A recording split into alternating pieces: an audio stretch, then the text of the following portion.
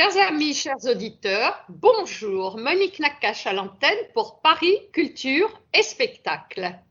Il fait gris sur Paris, on n'a plus le courage de sortir, mais, nous allons avoir Phil qui va nous revenir en chanson avec son livre de 200 chansons israéliennes traduites et aujourd'hui nous allons avoir le bonheur de l'entendre parler du renouveau de la langue hébraïque grâce à Eliezer Ben Yehuda. Alors, Phil, bonjour. Bonjour Monique. Je suis ravie de t'avoir à l'antenne et tu sais combien je suis attachée à cette chanson. Donc, Philippe, qui était Eliezer Ben Yehuda ? Eh bien écoute, Eliezer Ben Yehuda est une figure extrêmement célèbre et emblématique, un personnage extrêmement important dans la résurrection de l'hébreu comme langue parlée. Alors je dis à dessein parlée et non langue vivante, car l'hébreu, contrairement à ce que beaucoup de gens croient, n'a jamais été une langue morte. L'hébreu, c'est la langue de la Bible, de la Torah, mais pourtant les Juifs, pendant la période de l'exil, vont continuer à écrire, à lire cette langue et à prier dans cette langue, qui fait que c'est une langue qui sera toujours active. Mais par contre, nécessité de l'exil oblige, ils ne vont plus la parler. Déjà, comme on sait, à l'époque du Second Temple ou de Jésus, la langue la plus utilisée en Eretz Israël, c'était pas l'hébreu, mais l'araméen. C'était la langue commune à tous les peuples du Moyen-Orient. Donc l'hébreu était uniquement réservé aux élites et à la prière. Ensuite, les Juifs vont se disséminer dans les autres pays et vont parler d'autres langues. Et à chaque fois, c'est un phénomène d'ailleurs constant partout où ils se vont s'installer, ils vont créer des idiomes d'hébreu, tels que le yiddish, qui est un mélange d'allemand et d'hébreu, mais aussi le ladino, qui est un mélange d'espagnol et d'hébreu, et le judéo-arabe, qui est un mélange d'arabe et d'hébreu. Et tout cela, ça va être écrit en caractère hébraïque. Moi, par exemple, je me souviens que mon grand-père avait une Haggadah où la traduction de la Haggadah était en français et en judéo-arabe écrit en hébreu. L'hébreu a toujours été présent et n'a jamais été oublié, parce que c'était la langue des prières, mais c'était aussi resté une langue écrite de communication et de création. En fait, en simplifiant, on peut dire qu'il y a eu 4 grandes périodes pour l'hébreu. Et ça, c'est important pour comprendre justement la résurrection de l'hébreu qu'a fait Eliezer Ben Yehuda. Au départ, il y a l'hébreu biblique, c'est-à-dire l'hébreu de la Torah et des prophètes, qu'on appelle en hébreu Lachon HaMikra.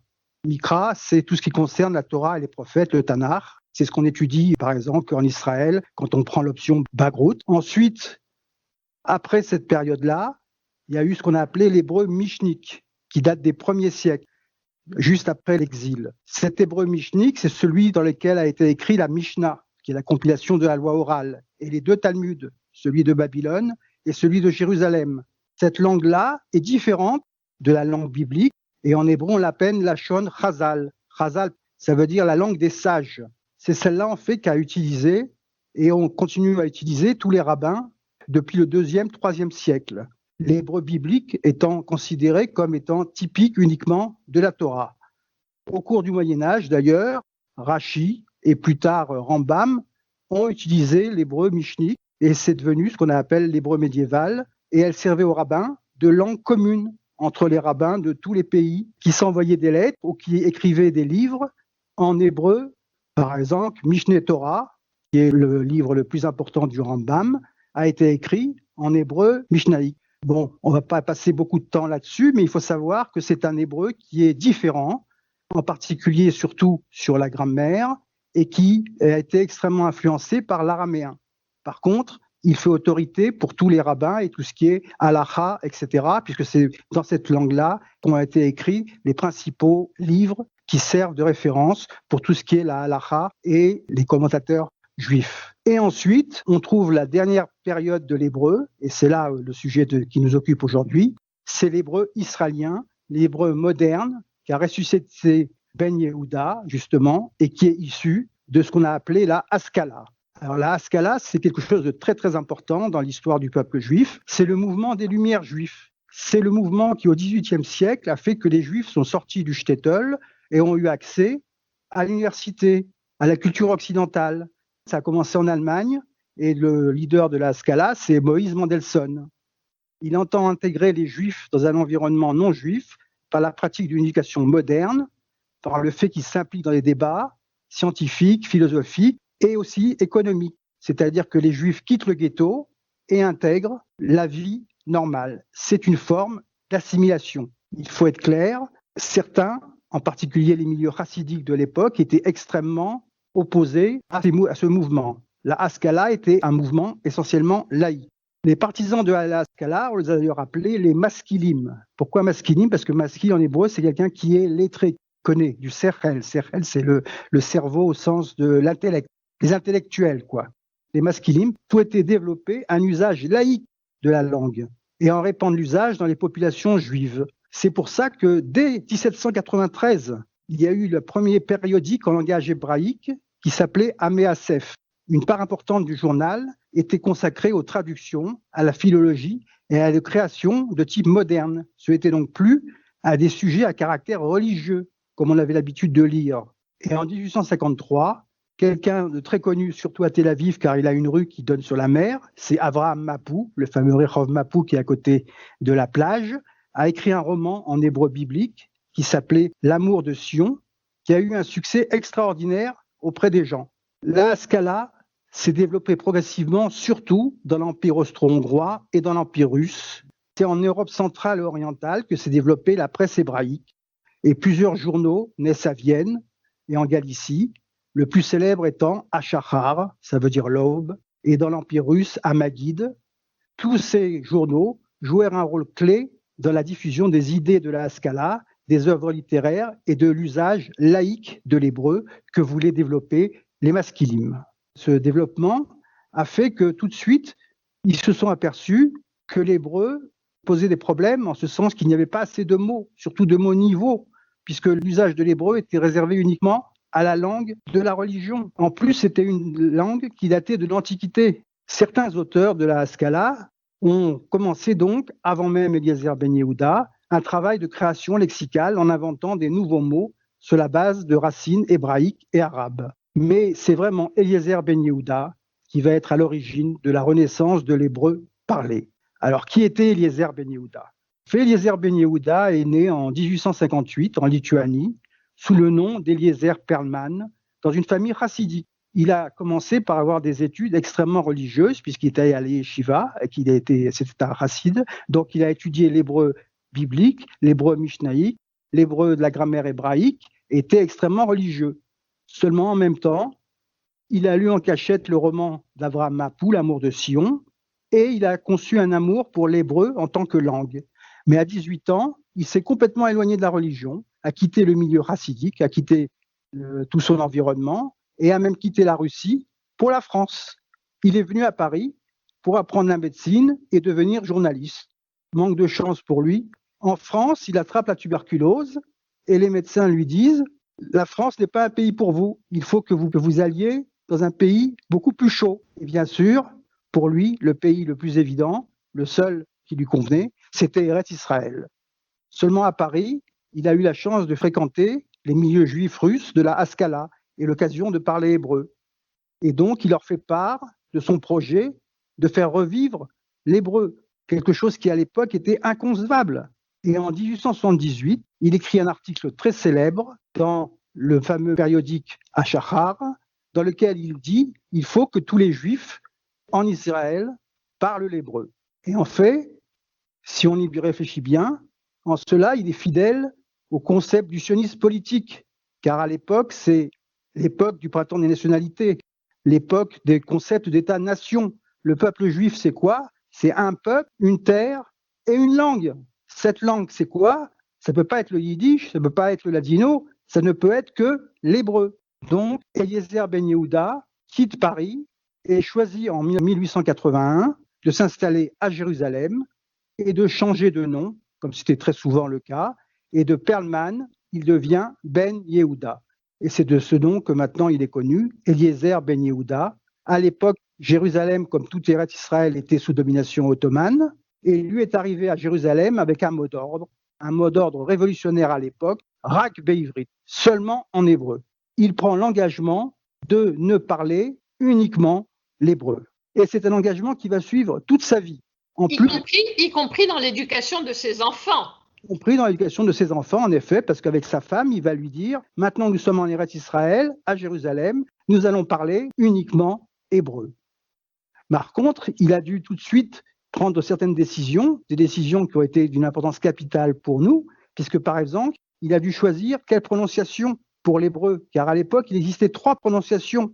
La prononciation ashkénaze, la prononciation séfarade, mais également la prononciation yéménite, car déjà à Jérusalem, il y avait une petite communauté de yéménites. Ça aussi, c'est un mythe qu'il faut détruire. Il y a toujours eu des juifs en Eretz Israël, pas en majorité bien sûr, mais ils ont toujours été présents. Eliezer Ben Yehuda choisit la prononciation séfarade, ce qui pour nous est quand même une bonne nouvelle, puisque c'était la prononciation qui a été la plus répandue et qui lui paraissait la plus proche de la prononciation de l'hébreu biblique. Philippe, d'autant qu'il respectait ainsi toutes les gronites, les gutturales, qui malheureusement aujourd'hui sont très très peu prononcées par les Israéliens. Tout à fait. Alors, il était vraiment, en cela, c'est même étonnant que lui, un juif russe, il choisit une prononciation séfarade, alors qu'il avait étudié et appris toute sa vie la prononciation ashkénaze, le fameux A qui est prononcé O. Mais il a eu l'intelligence de se dire, l'important, c'est d'être fidèle à la tradition, de faire revivre, et c'est pour ça qu'en hébreu, on l'appelle la Meyased, et c'est celui qui a refait revivre l'hébreu, parce qu'encore une fois, il n'a pas créé une langue, il l'a fait revivre, il a ressuscité, c'est le ressuscitateur, si j'ose dire, c'est un néologisme, mais enfin, Eliezer Ben Yehuda en a fait tellement que je peux bien m'en permettre un mot aussi, de l'hébreu. Et il est à l'origine du Milon, du dictionnaire. Tout à fait, en ce sens que les habitants de Jérusalem le prennent pour un fou. À l'époque, il y avait à peine 17 familles qui connaissaient l'hébreu et qui parlaient entre elles. Et lui, il considère que tout le monde doit parler hébreu. Pour cela, son petit-fils, Ben Sion Ben Yehuda, qui naît en 1882, il lui dit « Tu seras le premier enfant hébreu de l'ère moderne. » Il ne va pas à l'école, il reste à la maison et il parle hébreu uniquement avec son père et sa mère. Ce qui fait que l'enfant, Ben Itamar Ben Avi, va commencer à parler uniquement à l'âge de 4 ans. Mais quel va être son premier mot ? Le premier mot qu'il va prononcer va être Abba, c'est-à-dire papa en hébreu. C'est la première parole hébraïque vivante. C'est la première fois depuis plus de 2000 ans que quelqu'un parlait hébreu à la maison. Eliezer Ben Yehuda est en passe de réaliser son rêve, la renaissance d'Israël et de sa langue sur la terre de nos pères. Sa méthode était révolutionnaire pour l'époque, puisque c'était l'hébreu par l'hébreu. Il refusait de parler une autre langue. En plus, en 1909, se forme une académie qui est le précurseur de l'académie de la langue hébraïque, qui est chargée d'accepter les mots nouveaux, et l'hébreu commence à s'enraciner en terre d'Israël. Mais tout de suite, Eliezer Ben Yehuda comprend qu'il a un problème à surmonter, c'est justement comment faire d'une langue qui est vieille de 2000 ans une langue actuelle. Et il commence son travail, qui va être le travail de toute une vie, c'est le fameux dictionnaire de la langue hébraïque ancienne et moderne, le fameux Milon. D'ailleurs, Milon est un néologisme qu'il a inventé à partir du mot hébreu, Mila, mot. Il crée le mot Milon qui veut dire, encore aujourd'hui bien sûr, dictionnaire. Et ce dictionnaire, figurez-vous qu'il le commence en 1894 et c'est seulement après 15 ans que les premiers volumes du thésaurus de la langue hébraïque ancienne et moderne sont publiés. En 1910, les 6e et 7e volumes ont été publiés juste un peu avant sa mort, en 1922. Et c'est seulement sa deuxième femme et son fils, Ehud, qui poursuivront son travail et le termineront avec la parution du 16e volume en 1959. Donc, c'est un travail absolument titanesque, gigantesque, dont on ne trouve aucun équivalent. Et aujourd'hui, c'est grâce à Eliezer Ben Yehuda que l'hébreu est une langue parlée par à peu près plus de 15 millions de personnes en Israël, dans le monde. Il existe des films en hébreu, des émissions pour enfants en hébreu, des berceuses en hébreu, des chansons en hébreu, des bandes dessinées en hébreu, des romans, des poèmes. On donne des cours à l'université, tout cela en hébreu. Et tout cela prouve une chose, Eliezer Ben Yehuda paraissait un doux rêveur, un fou, a réussi son pari. Cette épopée, car c'en est une, était connue des Israéliens, mais en 1970, un Israélien qui s'appelle Yaron London, qui est né en 1940, présentateur, chroniqueur radio, écrit une chanson en son honneur. Et il choisit pour la mettre en musique une autre personnalité très connue, que nos auditeurs connaissent peut-être, c'est Mati Kaspi. Et de là naît la chanson dont tout le monde connaît peut-être au moins le refrain, Eliezer Ben Yehuda. Tu veux qu'on la passe tout de suite ? Oui, on peut écouter la chanson dans son intégralité, puis ensuite on parlera de quelques strophes.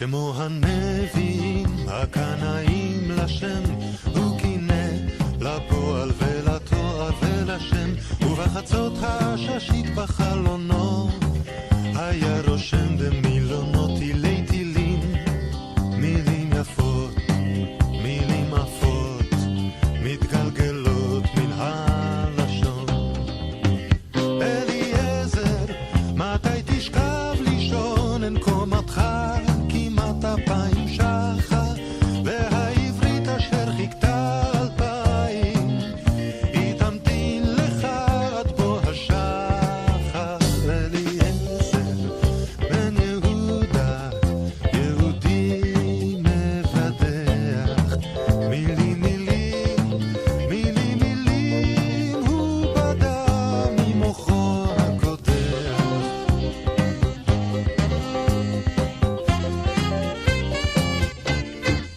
אם נמה העברית 2000 נו אז מה הבה נעירנה ונמציא את היוזמה את המקהץ את הפצצה את הריהוט בקצה נוצה בכתב רהוט כתב כרובית כתב גלידה כתב את כל מילון בן יהודה ועוד הוסיף מילים לברוא ונוצתו המהירה לא נחה והשפה גדלה ולא הכירה את מראה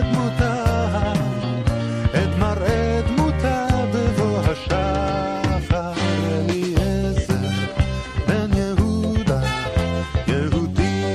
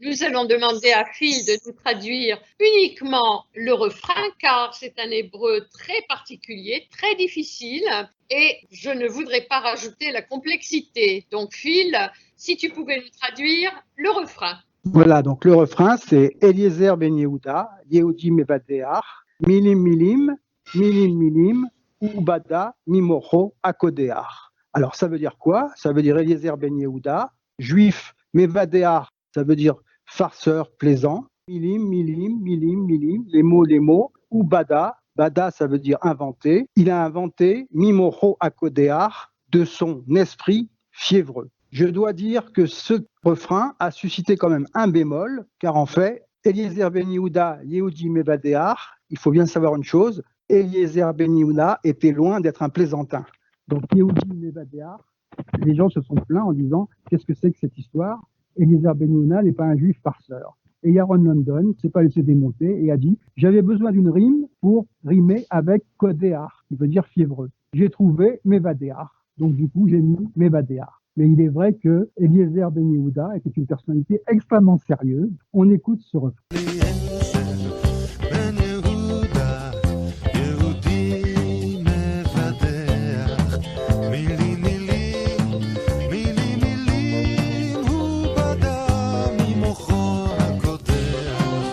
Maintenant, Phil, est-ce que tu pourrais nous parler un peu de la dernière strophe, parce que est à l'honneur la naissance de son fils.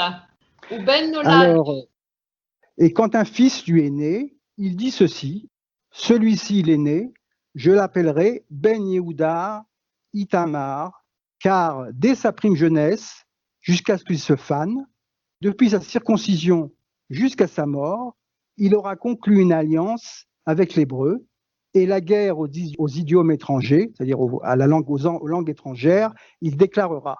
Et là encore, tout ça est écrit dans un hébreu extrêmement sophistiqué, avec en plus un jeu de mots sur Mila, puisque Brit Mila, c'est la circoncision, mais c'est également aussi le mot. On peut l'écouter.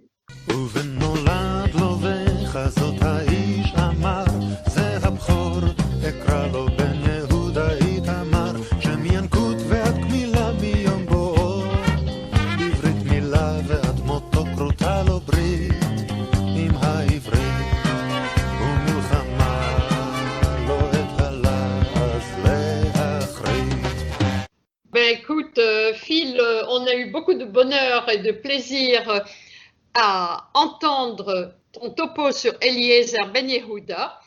Et je voudrais rejaillir sur la phrase du début de l'émission quand tu dis que l'hébreu n'a jamais été une langue ancienne. En effet, ancienne dans le sens langue morte, car de tous les temps, y compris au Moyen-Âge et aux temps les plus reculés, parce qu'on s'aperçoit dans les écrits que les gens voyageaient quand même pour les époques beaucoup. Le rabbin qui venait de son shtetl de Pologne et qui se retrouvait au Maroc, et c'est déjà arrivé, communiquait avec le juif du Maroc en hébreu. Tout à fait, c'était la langue commune à tous les juifs, mais les juifs lettrés, les juifs, disons, qui n'avaient pas fait d'études, eux, apprenaient la langue du cru. C'est pour ça d'ailleurs que cet hébreu, on l'appelle l'hébreu rabbinique, parce qu'en fait, il était essentiellement utilisé par les rabbins, et c'est un hébreu qui perdure encore aujourd'hui. C'est-à-dire qu'un rabbin en France peut parler avec un rabbin de Brooklyn. S'ils ne parlent pas anglais, ils utiliseront l'hébreu rabbinique. Et c'est l'hébreu qui existait avant que Ben Yehuda prenne les choses en main et fasse que l'hébreu devienne une vraie langue, une langue vivante. Et l'hébreu continue à changer, car l'Académie pour la langue hébraïque n'est pas comme l'Académie française, c'est une structure extrêmement souple, extrêmement ouverte, qui accepte chaque année des centaines de mots, qui sont tous des néologismes, qui sont souvent d'ailleurs au piel, comme les daskes, les talfen, et plein d'autres, les sames, pour envoyer des SMS. C'est-à-dire que l'hébreu évolue à une vitesse fulgurante et s'adapte à la réalité d'aujourd'hui.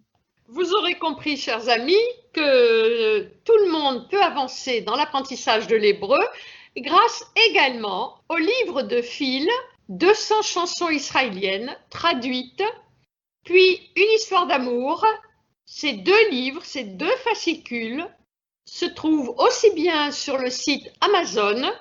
Il suffit de taper www.amazon.fr/dp 17 90 35 87 60.